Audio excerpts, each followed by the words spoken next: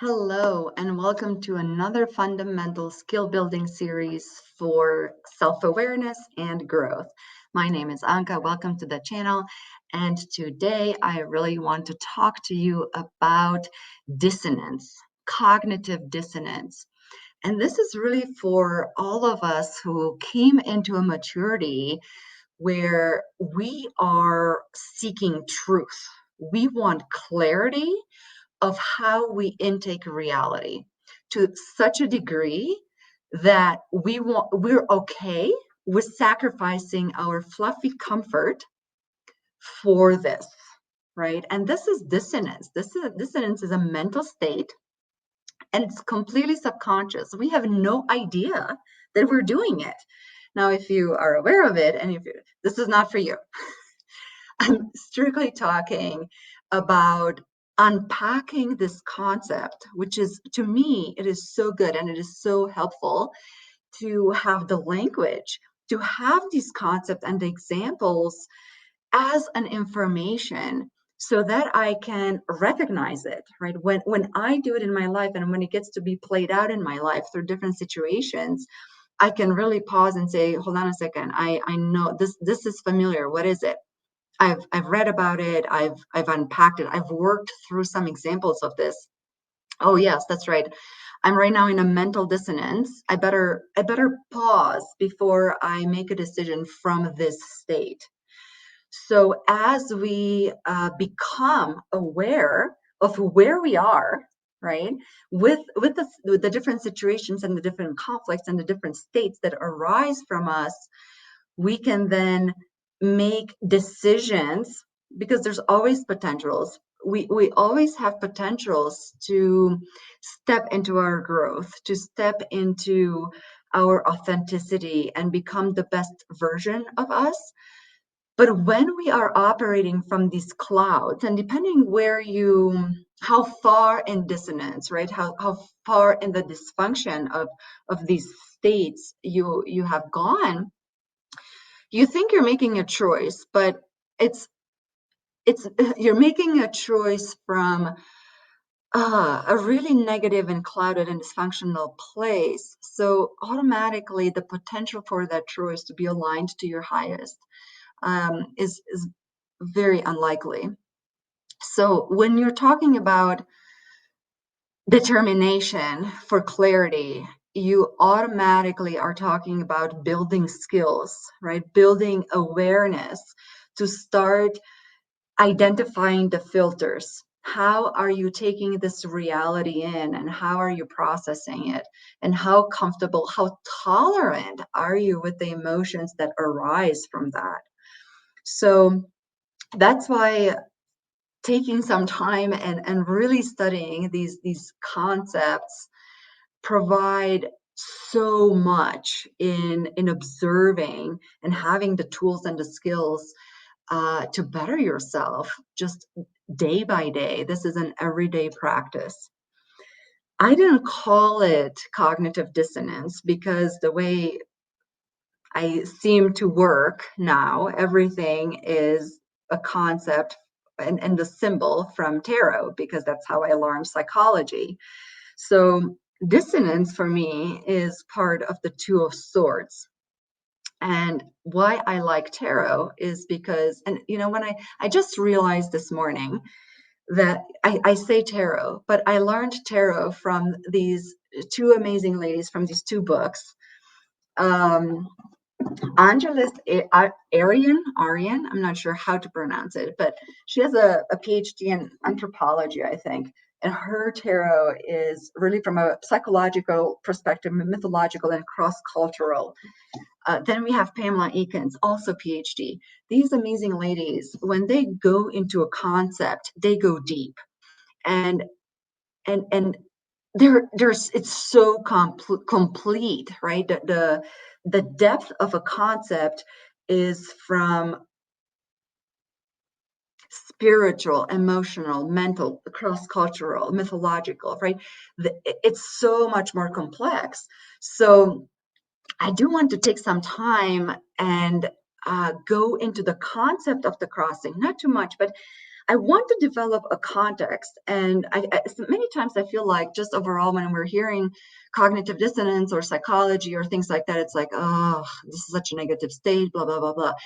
And with the card, the Two of Swords, for me, it's really an invitation. It's you are coming to a crossing because you're coming to a decision point. And every time we're coming to a decision point, it's an opportunity for you to choose your potential. It's a gift.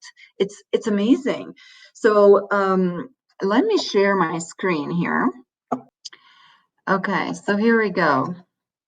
So what's also beautiful about the crossing is that it's actually a solution into the peace of mind. The crossing is a process of integration of the decision making. So it's way more positive than psychology makes it out to be. So okay, let's go a little bit deeper into it. So it's the state of mind at decision point of who we choose to be or what we choose to align ourselves with. So the forces, right? It's almost like a magnetism that it's pulling us in opposite directions, but it's pulling on our identity. It is close enough to our attachment where we have to make a choice by making an apparently outside choice. We're actually choosing the identity that reflects that choice, or we can do the other way around, right? We can make a conscious decision to change our belief and what and who we identify with, and then make the decision of the situation that it's arising in our life. The golden nugget with the Two of Swords is that on a subconscious level, the higher mind, our authentic us, already came to a choice. It is clear what that piece of us wants to choose. So on a deep level, the Two of Swords is already a perfect state. It is a state of balance, right? But what we're not quite understanding, at least it took me a long time, is that at the Two of Swords, once we realize that we can align to that higher mind, that authentic self, and then work through the integration. The integration happens first on a mental level, right? Because these are the densities. So we have to work out the belief systems, the the the limitations that we've worked out physically in our thought and our thought system, and work it through our emotional and our physical body, right? Because those thought systems, those clusters are physical synapses that are going on that have to be rewired. And then there's chemicals, the new emotions that have to um, promote and affirm the new process. So all that is an integration of this new identity based on this decision that we made. So this whole thing, the bigger picture here is that a cognitive dissonance is actually an invitation. It's a choice point and a step, a much higher probability into a higher potential, because otherwise, the potential is there all the time, but again, if we're stuck in this mud and muck, whatever you want to call it, the probability of us going into a higher version of us is very low.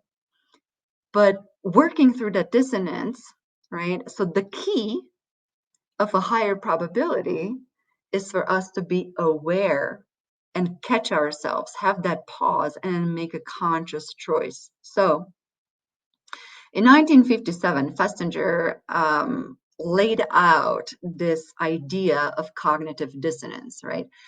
So what is it? It refers to the discomfort or tension that arises when a person holds two or more fundamental conflicting beliefs, attitudes, or values simultaneously, right?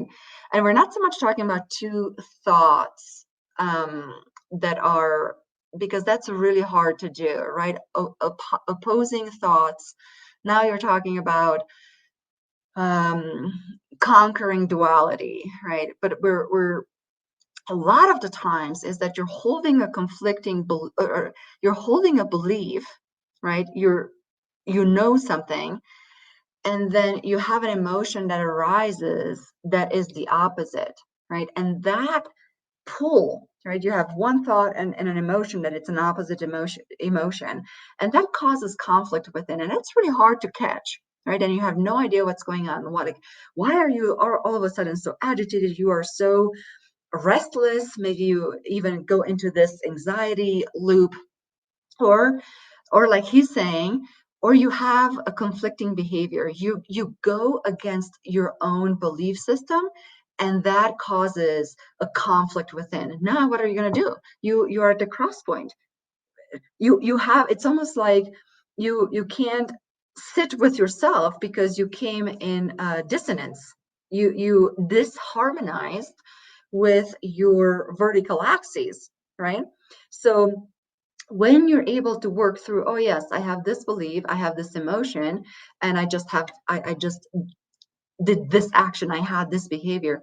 If you can see how, where the discord was and where these things were in conflict, now you have a theme that you can work through. And which one do you want to change? Which one are you keeping? Which one are you refining, right? So now I want to go into what these dissonances are. What exactly are we talking about? And I think I have 9. So let's really unpack one by one. Now, what you're going to notice is that once we enter this dissonance, and okay, there's probably more than 9, but these are very common things that everybody does, right? So no judgment here. But what I want to say is that some of them are taken more to extreme than the other. Also, when we're entering this state of mind, right, the cloud of muck, we it's hard to just do one. They're layered. They're layered and they're interconnected.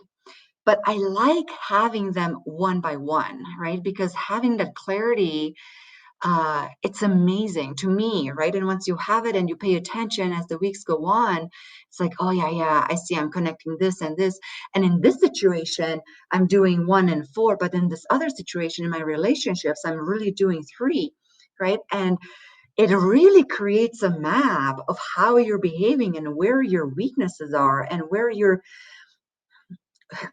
more delusional, and in which areas of your life you're willing to lie to yourself, right? It's really harsh, but this is where where we stand. Okay, first one, selective exposure. I mean, just think about, in terms of politics, health, mental health, spirituality, any of these, or religion, right? Any type of these very close and important subject. Look at that. How avoiding are you of information? How willing are you to seek out an article that is not aligned with your beliefs, right? So selective exposure is avoiding information that contradicts existing beliefs. How willing are you to read a blog or to subscribe to a channel that is different? It presents the opposite of what you believe in, right? And this is interesting, right? We're just gonna keep this one as number 1. Let's see how this builds, right? Minimization of importance or trivialization, right? So this is the downplaying the significance of conflicting information to alleviate discomfort, right? And I had this example, right? Somebody who has a hard time with money, like spending money, not so much making money. They're good at making money, but somehow they're never ahead because their spending habits are out of control. So they figure it out, they create a budget, they create a plan, they create this structure for themselves, and they have a goal. And they're really good. They're really good for whatever 3 months, and then they have some friends out of town, and in one weekend they blow it out the window, right? And Monday comes again, and it's like, oh my God, here it is. I'm in one day I set myself back a month, whatever, 2 months. I have no idea. And instead of sitting with that and feeling the feeling, whatever it is, maybe it's anger, maybe it's disappointment, maybe it's just sadness. I'm just sad, right? No, we are minimizing. It's not a big deal. It's not a big. It's okay. Not a big deal, right? And we're lying to ourselves. This is the biggest thing that we're doing. We're minimizing the emotion, right? Because now our identity is I am responsible with my finances. And when we fell from the responsibility and we are now feeling anger, disappointment, whatever we are feeling, instead of being in touch with that and fully allowing ourselves, yes, I screwed up. And now I get to experience some anger because, yeah, I set myself back. I worked so hard for 3 months. Now I set myself back one. That hurts. I'm gonna allow myself to feel like this. No, I'm lying to myself instead. I'm just minimizing, throwing it under the rug, right? And I'm not allowing to feel my emotions. That's dissonance. Okay, changing beliefs. This is probably the only one that I want to play a positive spin on this one because everything else is kind of negative, right? So this is altering one's belief to align with current behavior or new information, right? So if you say it's diet or whatever else, you are coming into contact with some new information. So say you're vegan and all of a sudden you're like, you know what, but meat is really so good and I'm getting whatever, some more nutrients. I'm going to try that for a while, or at least I'm open to it. Or the other way around. You know what? I think this is more appropriate for my body. And using that, right? That can also, but it can go the other way too, right? You are matching your behavior to a more downgraded one, to a more downgraded information. Rationalization. Um, I I'm a perfectionist at number 4 here. This is creating logical explanations or justification for contradictory beliefs or actions. So going back to this person with the budget, it's so easy to rationalize.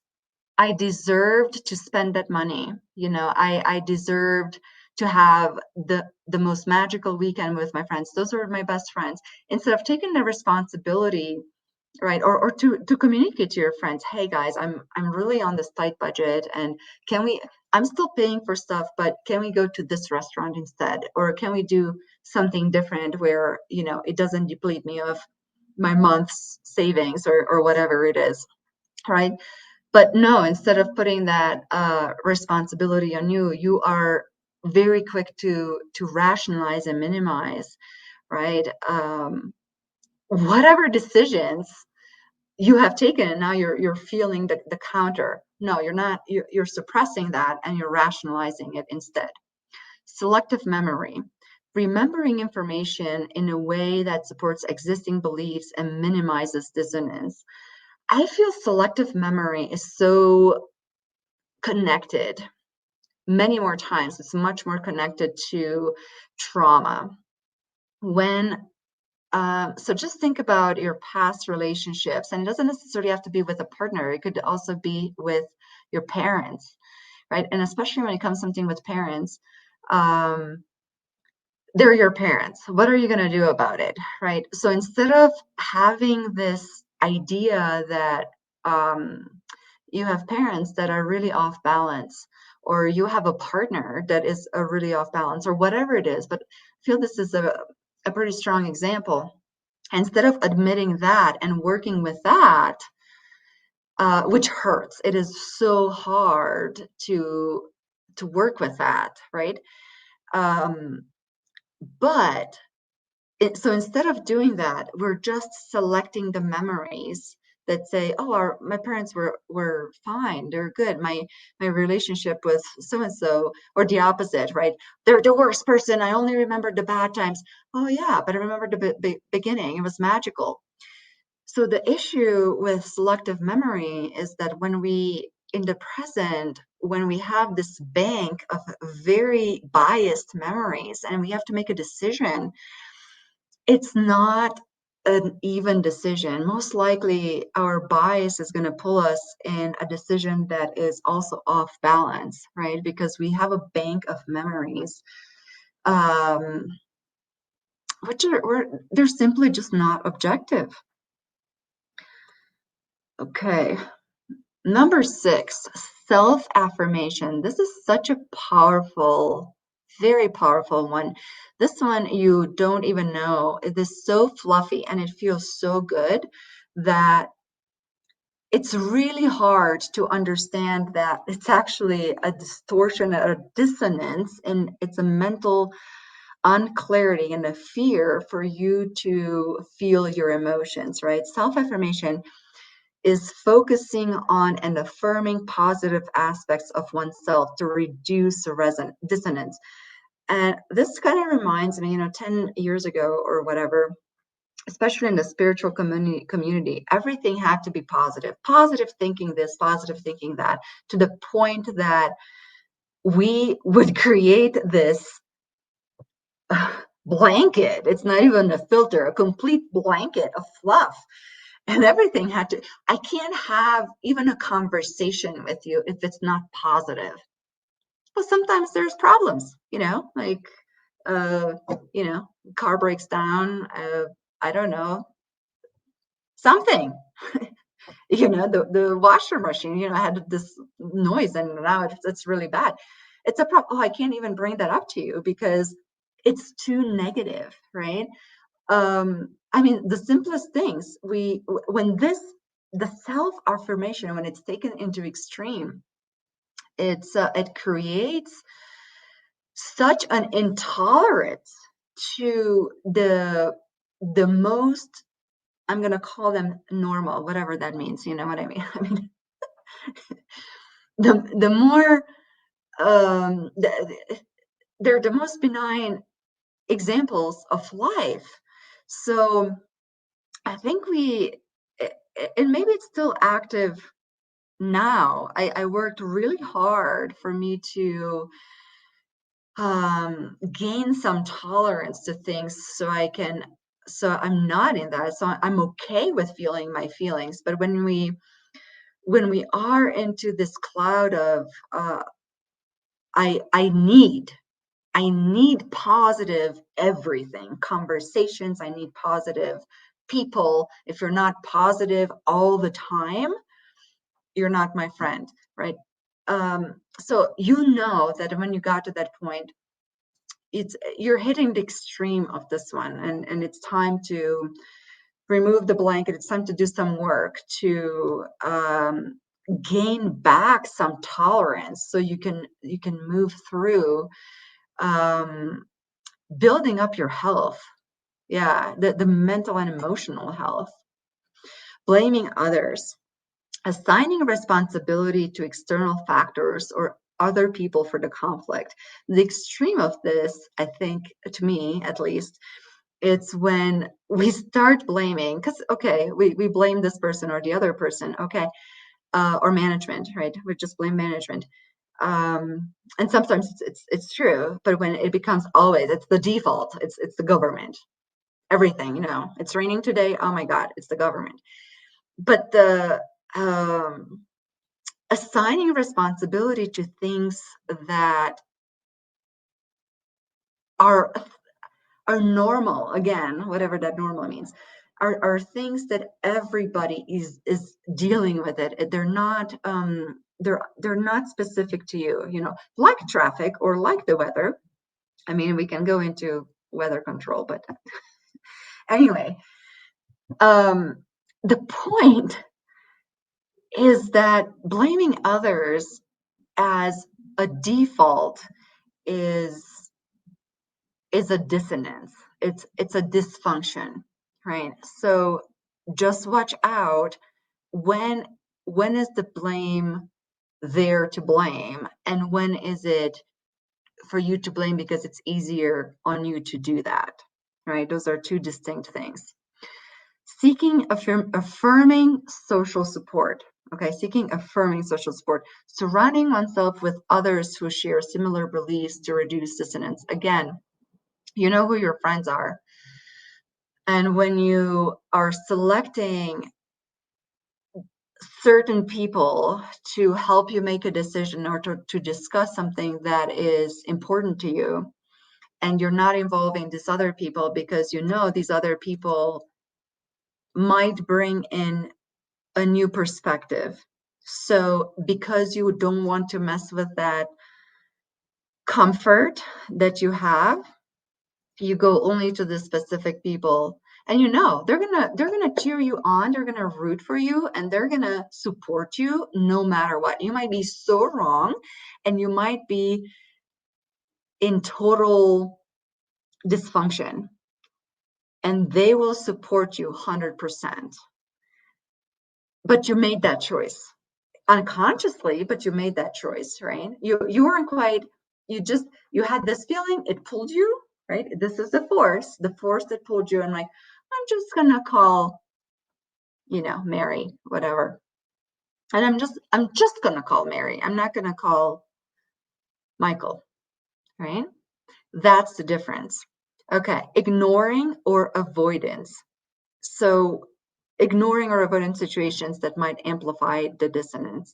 Yeah, when that discomfort becomes so large, and it is tough for us to step into the strength and do something about the situation, we postpone it, right? I'll deal with it tomorrow.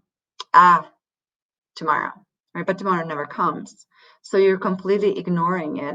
And sometimes you can do that. And sometimes the consequence of you ignoring that situation just accumulates, right? It doesn't actually go, you're just banking the time. And when it escalates, you might have, it might have been a mouse, right? Because of your ignorant decision, right? You made a decision to ignore it. By the time you have to deal with it at this point, now it became an elephant, right? But again, we're dealing with this discomfort. So to me, how do you recognize you are into this mental state of dissonance? You actually don't want truth. You are okay with not being clear. You're okay with lying to yourself. What you want instead, you want to feel good. You want the fluffy, good feeling, right? And we're not going into where this is coming from. We all have our trauma, we all have our conflicts and situations that made us into here.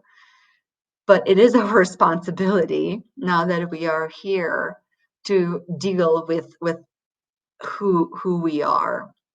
And just coming into this pause is so beautiful, right? To just say, yes,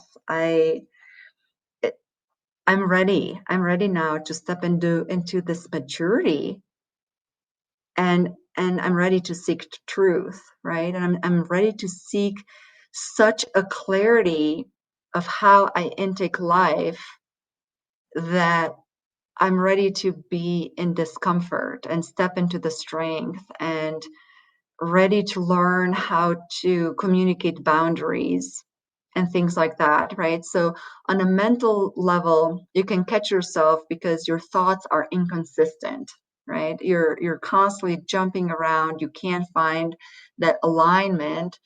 They're just kind of all over the place, right? On an emotional level, you're struggling. it's the same thing, but an emotion. You're jumping from one emotion to the other, and then you have this thought with this opposing emotion, and then your thought jumps to this other stuff, but then this other emotion comes in, and then you're acting in a dysfunctional way on top of that. On a physical level, the way that is really clear for me that I it's almost jumping at me when I can't find my place, right? It's not even that I can't relax, but nowhere is good, right? The couch is too soft, it's too deep, it's too whatever. If I go outside, oh, the wind is blowing too much. I come inside, oh, I don't have enough air. I need some sun. Okay, I'll just sit on my chair. Oh, but it's boring. Now it's too loud. I don't find my place. The agitation, the pulling, these forces that are pulling within me are so loud many times that, or they were, not so much anymore because I can catch myself, right? It's a skill. And when you're starting to become really good, you're not allowing your physicality to get so deep into the dissonance where your tics and these behaviors, the little behaviors, right? The restlessness, the tension, you're constantly tensed up and not finding that place. That's pretty far, right? Like you took one of these the states and you allowed yourself to go into it on a pretty deep level. Um, Solutions, you know yourself, right? You know which of these 9 things really jumped at you. Maybe you have 2 or 3 that were like, oh my God, I did one of these today, right? You you know which one you perfected. Um, I highly recommend that you sit with yourself and come up with your own solution, right? You can, and we're going to talk about solutions, of course, but these are my solutions. So even if you're agreeing and you're like, yes, I really resonate with this one, or I like this one and this one, yes, marry them, merge them, personalize them so much that they become yours.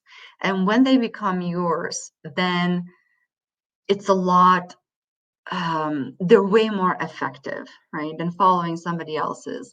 So these are, again, just as inspiration, right? So first thing is to catch yourself. Okay, this sounds familiar. I know what this is. Right now, I'm in cognitive dissonance. So you caught yourself, you're in awareness. This is an invitation to go and self-reflect. However you do that, right? You might write down your thoughts, you might write down your emotions. How do they jive with each other, right? Are they an opposite? Okay, then go to your behaviors. What did you do? How did you react? And it's okay to do this after the fact. You're already, right? If you're here and you're discussing this with yourself, don't add another layer of judgment. Don't beat yourself up. The the the celebration, the congratulation right now is that you caught yourself. You know exactly where you are on the map. So finding yourself is a huge win. Here you have a decision point. Before you had no decision point. So now you're really choosing, what is it that I actually want, right? Where is my next higher opportunity of myself? What is my next highest version?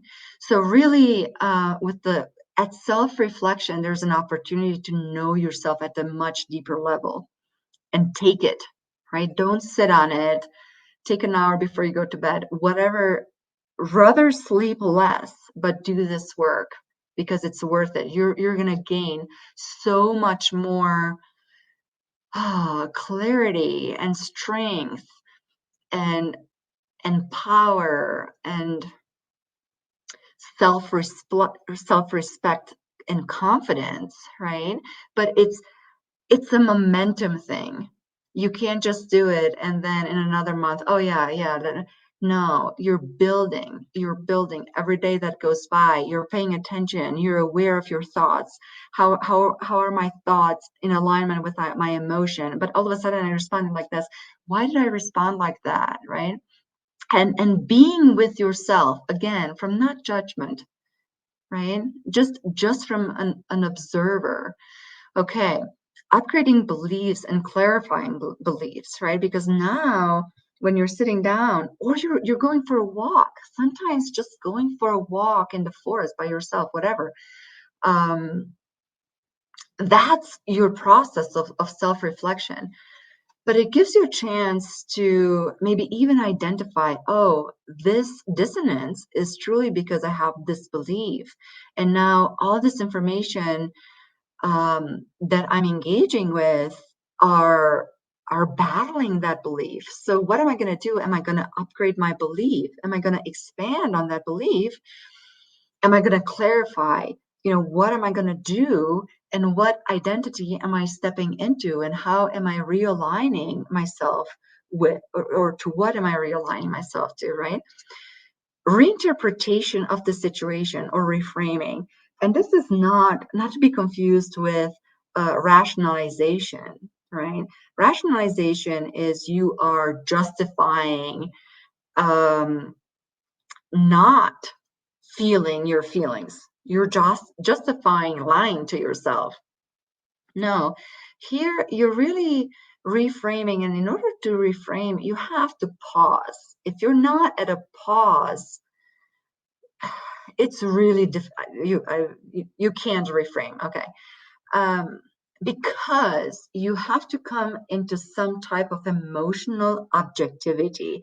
You have to be aware of your biases and you have to have a larger perspective. That's how you reframe, right? You're taking this situation and you're reframing it into this context. And now it's like, okay, I'm seeing it from way more different angles and I've gained a much bigger understanding of maybe all the people involved or the two people who are involved. I'm seeing both sides. Now now I have, even if this emotional objectivity is not 100%, because whatever, what is that? 100%.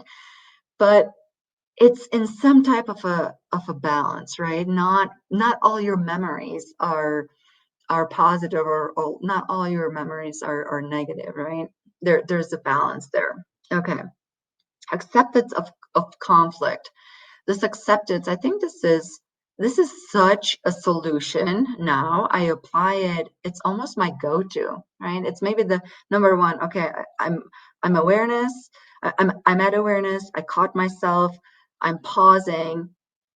And then it's like, is it worth it or is it not worth it? I jump to number 4 because some conflicts, especially the ones in the past, sometimes you cannot come to a solution, right?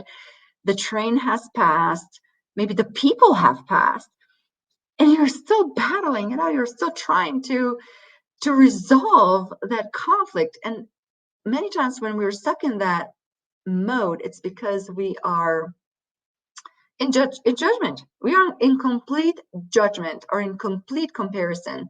You're still trying to come to this conclusion. Well, they're a bad person and I'm a good person. So there you go, right? But that conflict, you still haven't felt the emotions. You're trying to resolve the conflict in your head, but there's no more play. That has gone, or it's too late. You can't resolve the conflict. So what are you going to do? You have to let it go. Some conflicts are too insignificant, right, of my attention. When your focus is on truth, when your focus is on clarity, you are going to the next best version of you. You're going to the next best quality of life. And here comes a conflict. And it's like, okay, is this really worth my attention? Because I can spend my whole day, I can spend my whole week on this petty thing, Or I can choose to say, oh yeah, this is not a conflict. This will not reach my attention today. I'm going to let it go right now. And that's it. I'm okay with not engaging. It's not worth my total energy, right? My emotional and my analytical um, faculties. Those are for the big fish that right now I'm working on myself. Asking a friend for support. So again, choose a friend that wants your highest growth, right? So this is the difference, right? This is such a strong thing, asking for help. This is so beautiful. But when you're really asking from, I want to know the truth, I want to know a different perspective, I want a contrast to what I'm thinking and feeling. So I'm reaching out to truth. And you can communicate that. Give me your honest opinion. Don't sugarcoat this for me. I'm really looking to grow, and I want your wisdom in this, right? And that's a totally different solution, and it's a very powerful solution. And the last one that I have is developing a decision-making process. Right? The 9. Make a list, the ones that, or make a list with all of them, but just extract the 3 from dissonance, and then the other 3 from distortions, or these mental filters, that the patterns that are becoming clear, that you are repeating and you are a fan of, that you're a pro, right, at these things. Okay, make a checklist with those things, right? And when you're at a junction and you have to make a decision and you need that clarity, it's like, am I doing this? Okay, let me adjust my thinking. Am I doing this? No, not this time, right? And I I don't know. I thought this was a really cool idea to make that checklist. But again, um, these are really, I got really excited, right? When I realized, oh my God, psychology is so good. They broke this down in such finite elements. So then when we go back to the crossing and we're integrating this into the bigger thing, and you understand, okay, these are the mechanics of the mind, but I know this is my soul providing me another invitation. Here's the soul providing me with another potential with a high probability. Am I catching it? This is actually so exciting. So once you are building these skills of awareness and observance within you, and you become so good at it, you can process these things. You don't have to sit down for an hour and figure it out. Oh, which emotion was that? Oh, no, it's like, oh, this is come in. Yeah, I feel the dissonance, right? And sometimes you can feel it in certain parts of your body. It's like, wow, I really feel it in my gut. I really feel it in my back. I really feel it in my jaw. I really feel these tensions in parts of my body. And that's your trigger. It's like, okay, let me process this. Actually, give me a second. Right? And you might, whatever, take a pause, go into a different room, or sometimes you can do it right there. It's like, wow, okay, yeah, I feel really angry with me right now, or I'm feeling really sad with myself. But it goes away once you have these feelings, and once you build the tolerance to feel these emotions.